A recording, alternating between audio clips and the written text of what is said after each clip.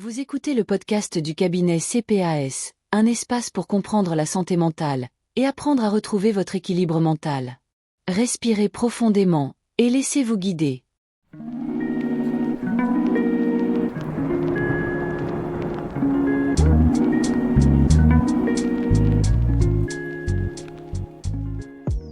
Bonjour et bienvenue dans ce nouvel épisode du podcast du cabinet CPAS. Aujourd'hui, nous allons parler de ce mental qui s'emballe, qui tourne en boucle, de cette agitation intérieure que beaucoup vivent au quotidien. Le thème de cet épisode, apaiser le mental, technique pour calmer l'anxiété.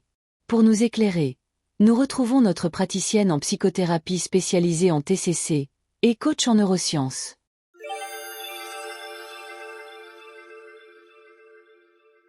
Tout d'abord, pourquoi notre cerveau a-t-il tendance à s'emballer quand on est anxieux ? Quand on est anxieux, une zone très ancienne de notre cerveau s'active, l'amygdale. Elle joue un rôle clé dans notre système d'alerte. Dès qu'elle perçoit une menace, réelle ou imaginaire, elle déclenche une cascade de réactions. Accélération du rythme cardiaque, tension musculaire, hypervigilance. Et surtout, elle court-circuite notre pensée logique. Résultat, le mental s'emballe, les pensées s'accélèrent, on rumine. C'est un mécanisme de survie. Mais il devient problématique quand il se déclenche en boucle, alors qu'il n'y a pas de réel danger. Quels sont les signes qui indiquent que l'on est dans une suractivité mentale ? La suractivité mentale se manifeste par une difficulté à faire le vide. On a l'impression que notre cerveau ne s'arrête jamais. On peut avoir des pensées envahissantes, des scénarios catastrophes qui tournent en boucle, ou encore des difficultés à se concentrer. Souvent, cela s'accompagne aussi de fatigue mentale, d'irritabilité ou de troubles du sommeil. Le mental est en surchauffe et on s'épuise à force de ruminer. Est-ce qu'il existe des techniques simples pour apaiser cette agitation ? Oui, heureusement. La première chose est de ramener l'attention dans le corps, pas dans la tête. Par exemple, avec la cohérence cardiaque, une respiration lente, rythmée pendant quelques minutes. C'est un vrai bouton réinitialisé du système nerveux. Il y a aussi une technique très simple et efficace que l'on appelle la méthode STOP. C'est un acronyme facile à retenir qui nous guide pour interrompre l'emballement mental. Voici comment elle fonctionne. S comme stop, je m'arrête. Je me dis intérieurement, stop, je vais faire une pause, même mentale. T comme temps d'arrêt.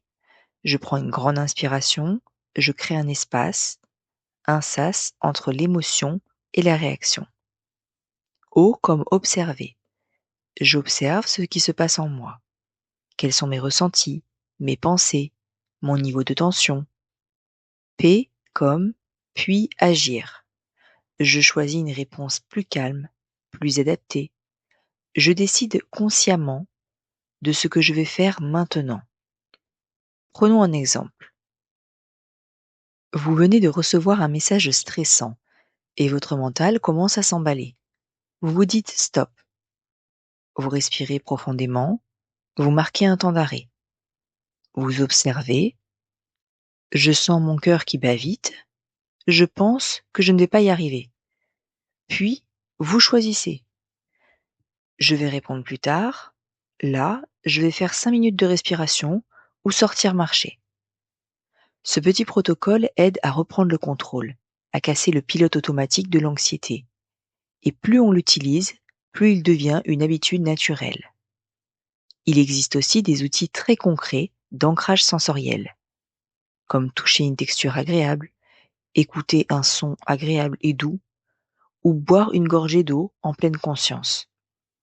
Et bien sûr, écrire ce que l'on a en tête peut aussi soulager. Poser ses pensées permet de vider le mental et de retrouver de la clarté. Peut-on vraiment entraîner son cerveau à s'apaiser dans la durée ? Oui, c'est ce que l'on appelle la neuroplasticité. Plus vous répétez un comportement à votre cerveau, plus il devient naturel. En pratiquant régulièrement des techniques de régulation émotionnelle, comme la respiration, la pleine conscience ou même les micro-pauses conscientes, on rééduque le cerveau à ne plus réagir de manière automatique à l'anxiété. Ce n'est pas une solution magique, mais c'est un entraînement accessible à tous.